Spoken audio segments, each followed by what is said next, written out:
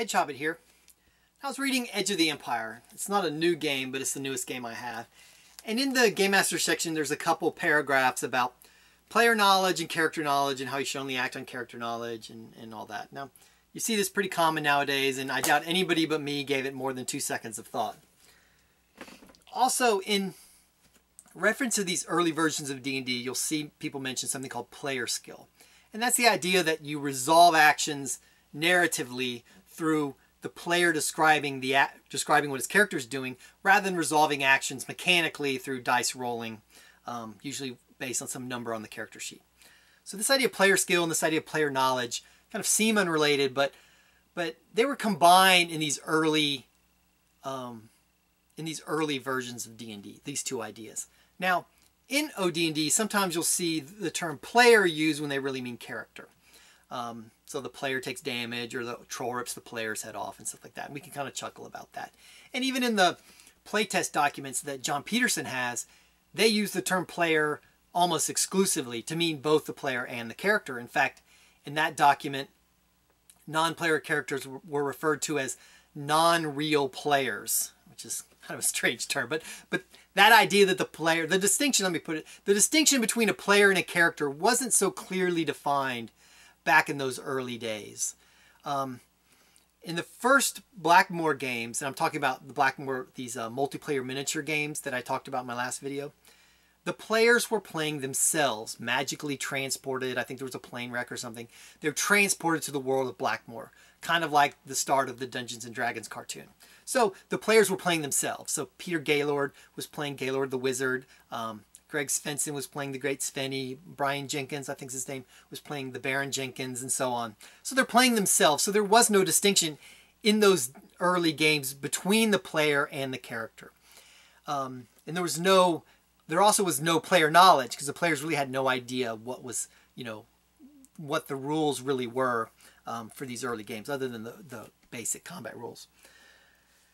Now, you see a lot of actions that Dave and Gary took in these early days before D&D was published to try and to focus in on getting the player to feel like he's actually there. What I'll call first-person immersion, to make the player seem like he's the one that's in danger himself.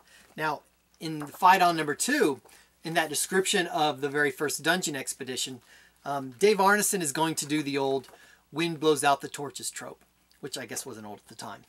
Rather than just describe the wind and the darkness, he took the players, they were in his basement game room, marched them across the hall into his laundry room. He made the players stand in the marching order of the characters. Then he turned out the lights and started screaming and yelling and shouting. And then he turned the lights back on, and whatever the players had done in that dark period is what the characters did. So he's getting the players' reaction to the events as the characters' reactions. M.A.R. Barker did something similar, and he was in one of his Pedal Throne games. The situation was the players needed to pick a lock. One of the players, or the characters, needed to pick a lock, and while the rest of the characters were fighting the baddies to try and give him some time. And rather than roll or describe it, he gave the player a lock or some sort of puzzle. I'm not exactly sure what it was. And he told the player, however long it takes you to pick this lock is how long it takes your character to pick the lock. Meanwhile, all the other players, all their characters are fighting to try and give him time. So you're really focusing in on trying to get the player to feel what it's like to be frantically picking this lock while, the lives of his friends depends on it. Also, another thing that Dave and Gary tried was, instead of having a Dungeon Master screen, Dave built a wall that, I don't know if it went all the way to the ceiling, but it completely covered him, except for a hole cut out at the bottom where he could pass dice back and forth. So he would sit behind the wall and describe the dungeon and what was going on in the dungeon. And so the players are forced to hear it and imagine it without focusing their attention on looking at the Dungeon Master and kind of seeing what he's doing, with his paper and stuff. They're focusing in on what they're hearing and trying to imagine what it's like to actually be there. Gary did the same thing. He sat at the side of a table, and there was a filing cabinet, and he opened the doors to the filing cabinet, again, to block the view of the players to him, so that he could describe the events and they could just hear it without being distracted by whatever Gary was doing. This kind of gameplay is actually really close to playing on Google Hangouts if everybody turns their video off. It's the same sort of thing. And this idea of trying to get the players to experience it firsthand shows up in the original D&D rules, not so much by the rules that were there, but by the rules that weren't there. For example, you don't see rules for searching, because it was expected that the players would listen to the description of the dungeon and then pick up the clues as to what was hidden there, you know, from that description, and then interact with the environment to move things around to find the actual treasure. You see a good example of that here in excuse me, in C1, the Hidden Shrine of Tomoa-chan. Now, in this, you know, the very first room, the players are locked in the room, and the key is hidden in plain sight in sort of a diorama. And you read the description. I know it's box text and people hate that, but you read the description, and hidden in that description is clues that would tell you where the key is. And my players picked it up right away. You know, you do see some dice rolling in, you know, the OD&D, in earlier versions of D&D for searching, but it's usually in things like secret doors or these small mechanical devices like the poison needle traps, things that you couldn't describe or you couldn't mention in the description of the environment without giving it away completely. So in those cases, you do roll for searching and stuff. Another thing, and D&D gets a lot of flack for this, is the lack of role-playing rules. Rules for generating a character and how to do all that.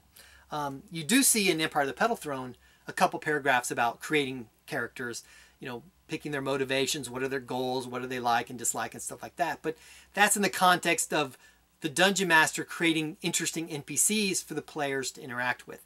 You don't want, if your focus is trying to get the player to feel like he's there, you don't want to force the player to think, what would my character do in this situation? Because you're trying to get what is the player to think, what would he do in this situation. So you don't want to force the player to have a character with, you know, different motivations if that's your goal, that first person immersion is your goal.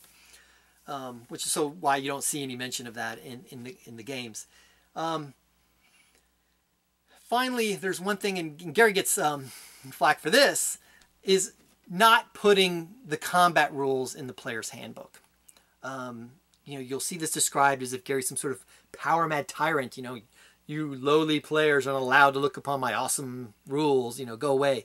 But that couldn't be further from the truth. And to illustrate that, I've got a letter from a guy named Sandy Eason. Now, this was published in the Europa Fanzine, which was a diplomacy fanzine, in April of '75. So barely a year after D&D was published. And he talks about the first couple times he plays D&D. And this is what he says. He says, I found the first few games intensely enjoyable and exciting. I really lived the part, and my willing suspension of disbelief found myself there in the dungeon. My actions, and of course my thoughts of those actions, were dictated by real-life considerations, and no thought of wargame mechanics entered my head to distract me from the events going on. But later he reads the rules. He bugs his dungeon master and he lets him read the rules, and he says this. It was this knowledge that, with the attendant realization that D&D was just another miniature combat system, broke the spell of perfect involvement.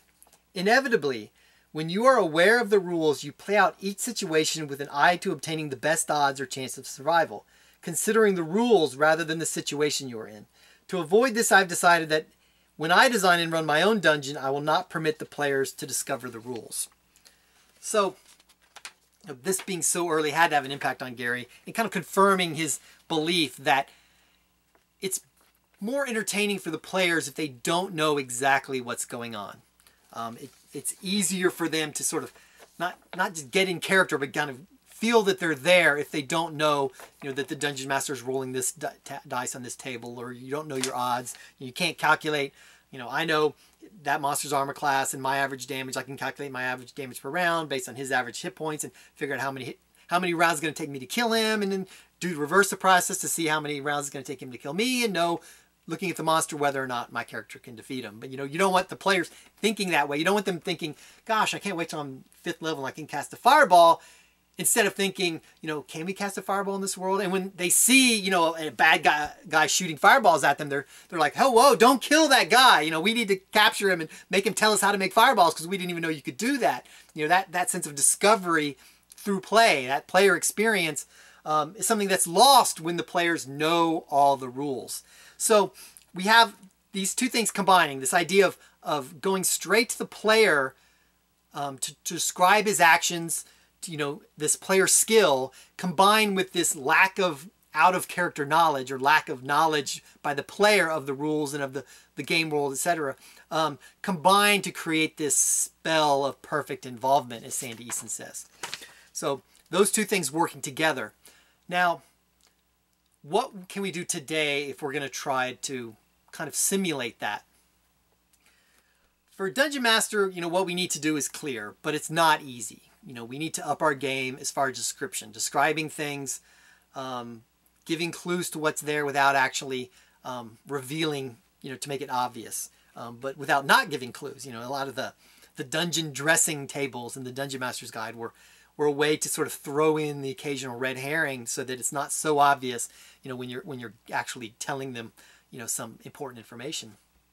So we've got to up our game as far as descriptions, up our game as far as role-playing the NPCs and going straight to the players and talking to the players to kind of figure out what they're going to do and interact with the players more. And lastly, this one's especially not easy, is we need to take more of the rules responsibility, on ourselves. Know our characters, what our characters can do. We need to know that information so the player's not forced to come up with, okay, think of terms of game mechanics instead of thinking of terms of actions and what he's doing. What is his action? What is his intention? That's what the player. We want the player thinking about that rather than the player thinking about what the mechanics are and what dice he needs to roll or what modifiers he needs to calculate on a sheet. So the Dungeon Master has to take more of that mechanical loadage on himself. Also, we need to, as the Dungeon Master, we need to have things that the players don't know, monsters that they don't know, spells that they don't know. But as a player, it's also difficult because as a player, we need to give up that control that comes from knowing the rules, that kind of security of playing that game that we've been playing for decades. We need to give that up. A lot of times you'll see someone will say, hey, I'm going to run a game, it's my own homebrew system, and players are like, oh no thank you, I'll just stick to D&D or I'll stick to whatever game I'm familiar with. As a players, we need to be able to step out of that, step away from that sense of comfort from knowing what's going to happen, in order that we can start thinking of the game as thinking of the world as the world rather than just as an extension of the game mechanics. So, really the only way that we can experience what it was like to either be the Dungeon Master of these early games or to play in one of these early games. So the only way we can really experience what it's like to play original D&D is to not play original D&D. Is to take those games and those game rules, as much as we love them or not, and just put them aside, and try to go back to when we don't know what's going on. The Dungeon Master may not even know, what spells are available until he makes them up. He may not know what monsters are around until he makes them up. He may not know what the world is like until he makes it up. And the players don't know what's going to happen. And the Dungeon Master doesn't know what the players are going to do. So the game will have to be created, kind of the seat of your pants, sort of evolve rather than be designed. So we can't, as players, be loyal to the rules instead of loyal to that kind of the idea behind the rules. Why were the rules this way? That's what I'm always trying to think of. Why are the rules this way, and what can we use to capture that that sense of discovery from these early games, in without actually just duplicating the rules that everybody knows, because we all know this game, we've been playing for decades. It's like it's time to step away a little bit and try to see what it's like to not know what's going to happen. Anyway, I'll be back with another video as soon as I can.